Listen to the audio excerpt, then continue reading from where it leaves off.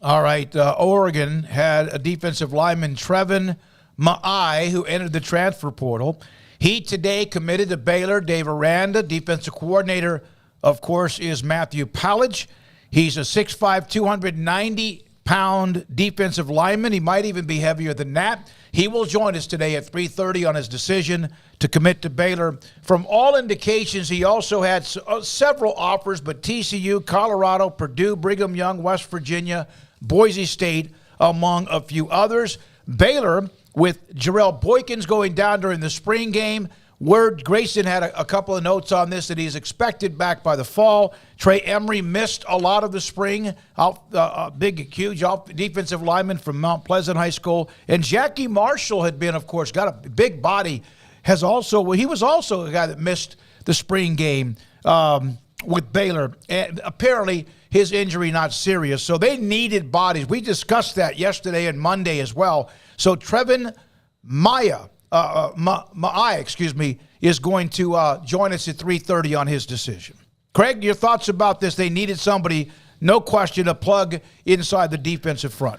Yeah, I mean, I think it's a little more complicated than just all those names, because all those names don't necessarily play the same position, but they're all kind of being asked to produce the same. So, yeah, in that way that he joins those guys, because I don't think that, Jackie Marshall and Jarrell Boykins are necessarily the same type of a player. But, as far as just needing help up front and on the D-line and, getting guys to the quarterback, all those types of things that you're looking for up front on that defense, he is somebody that, should be able to help in that regard, and they clearly think should be able to help in that regard. I mean, 6'5", 290, couple tackles for loss last year, had a sack, played a lot in the first 9, and then played a good bit, produced a bit in the year prior too. So clearly seems like there's more you can squeeze out of the tube there. Hopefully Dave Aranda and Matt Pallage and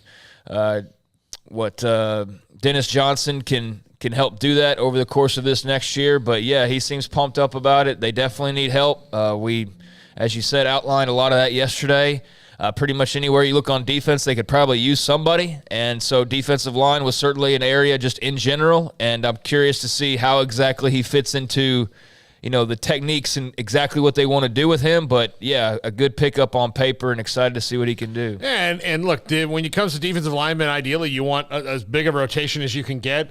Those are the guys you got to keep fresh, especially as fast as the game moves nowadays. So the more capable bodies and guys who can make plays you have. And, look, he's an interior defensive lineman, so I would stop short of getting hung up on stats for him, because sometimes – great many times it's hard to gauge how effective someone is by stats at that position, because your job is not necessarily to make tackles unless you're there right by the running back. Your job is to help other guys make tackles. Yeah, he had 12 tackles, 2 TFLs, tackles for losses, and also a sack during the 2022 season. But you're right, most of those guys are there to plug up the holes and allow others to roam, the linebackers and others to roam to make the tackle. So a pretty good list that he could have gone to other places. He chose Baylor, joins us in 20 minutes. And then this one late last night. This was, I think, right before I fell asleep, 9:06 last night.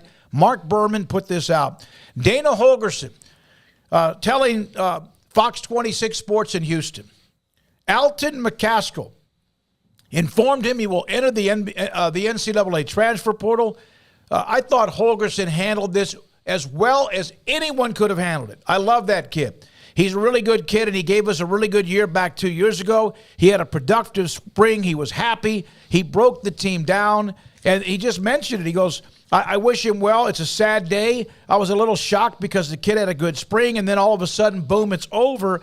We're going to be fine. I love the way he said this. We're going to be fine. We got a lot to offer. We got a lot of good things happening at the University of Houston. We'll be just fine. But this one did seem to come out of nowhere. And Colorado, you would think, maybe has already been in touch. I don't know. USC, someone will pick up a dynamic running back. And one of the things that also, Craig, you brought this up on our three-way text, is that Houston helped him all the way back from the rehab of the knee injury, and then he gets healthy, and then all of a sudden he's gone.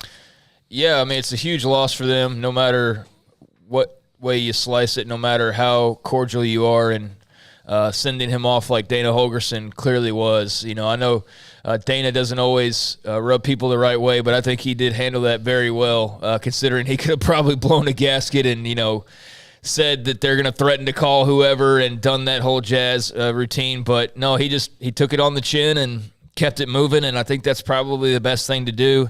So kudos to Dana Holgorsen, although I know that a lot of people will probably end up blaming him for this somehow or another, and I don't know that that's the case. I think it's very odd and kind of weird that less than, 5 minutes after the Alton McCaskill news breaks, we're already hearing about Colorado from Bruce Feldman.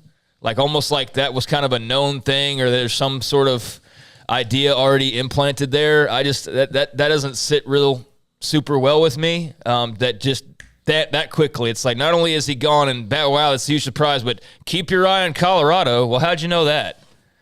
You know what I mean? Like that's the part of the portal thing that I think is a little funky. But it's Deion, so who cares? He can do whatever.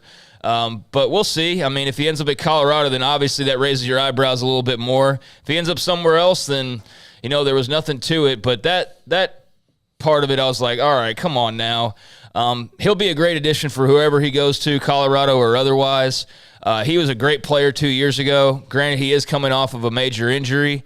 I remember seeing them doing rehab videos, and he was like bouncing on one knee and had a medicine ball, and he was going at it, and they were super excited about his progress and about his return. And so, to just go through spring ball and then up and decide to leave before their first year in the Big 12, I just think that sucks. But I'm sure he's got personal considerations. It's a player's game now, so that's well within his right. And to go and seek a better opportunity, I guess, if he felt there was one out there, I'm sure, like I said, we'll learn more about that. But somebody's going to get a great player. Houston lost one, but I like Dana Holgorsen's attitude about, all right, well, cool, let's just move on and do what we can with the people that are here. Well, and part of the reason you said Colorado fast, it's not necessarily anything nefarious. I mean, it might be, but you doubt it? I don't doubt it, but I mean, like, I could doubt it, or I could convince myself it wasn't nefarious in the fact that nobody's there right now. Yeah, right? They need bodies. So if you're one of the better players in the portal,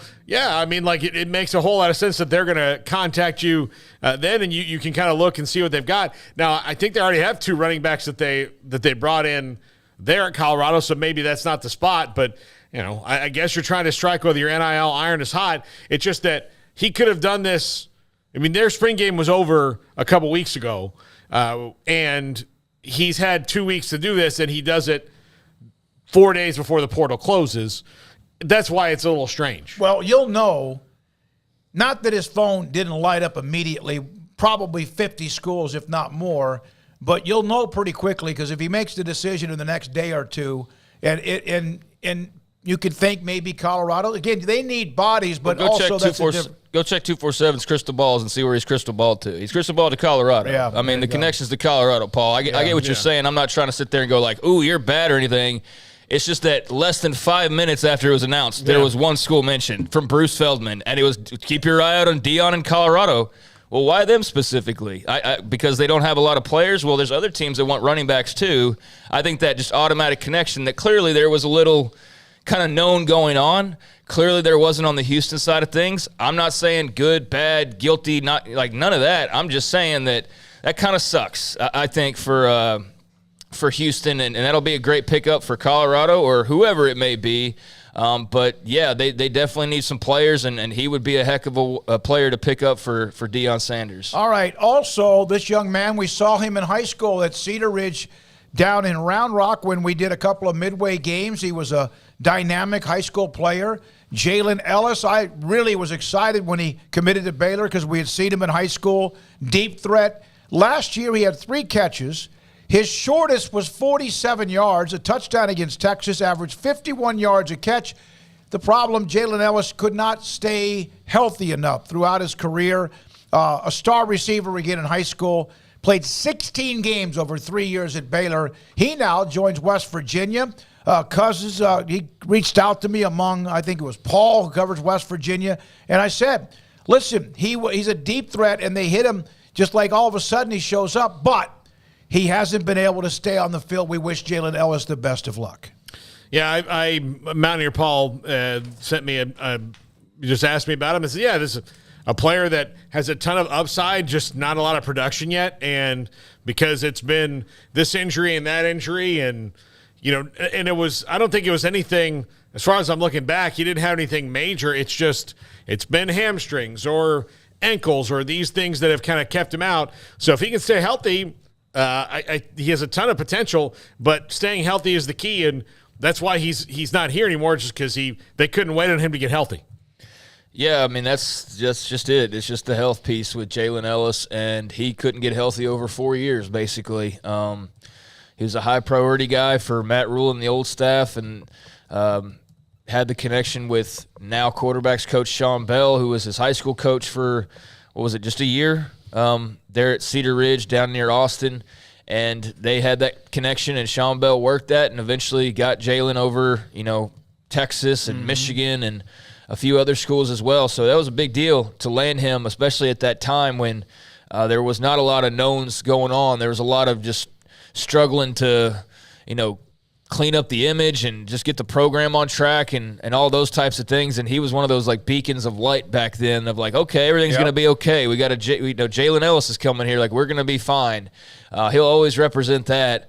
But unfortunately, just once he got here, playing wise, the highlights and the moments were a little bit too few and far between. I mean, you look at his stats from last year, and he had 3 long catches, but he only had 3 catches, and he had a touchdown amongst those. 47 yards to Texas, yeah. Yeah, a 47-yard touchdown. Just out of nowhere, hadn't seen him catch a ball in 6 weeks or something, or maybe we've seen him catch 1, and then all of a sudden here he is in the Texas game, the very end of the year, and he's catching this long bomb, and everybody's like, where was this the entire time? I remember. Why can't this be a more regular thing with Jaylen Ellis? He was always going to be that deep threat, and when he'd make a catch, you're like, that's awesome, but it was twice a year. And you're like, so why can't he do that 10 times a year? At least once a week maybe. But it was injuries. It was, I guess just whatever other things might have prevented him, just the depth chart or whatever. So I think West Virginia's got a really dynamic player. If they can get him more consistent, keep him healthy, and put a focus on him, then, they got a deep ball threat that could really do some damage and a speedy guy. But, that was the issue at Baylor. So I wish him the best of luck. He could never really find his footing. There was a lot of love, though, between he and the program. So I'm sure they're wishing him well, and, just hope that he doesn't click and start to really find his groove against them next year. But, I think he'll make some plays for the Mountaineers, and that's a good pickup for Neil Brown and company. One note from Baylor women's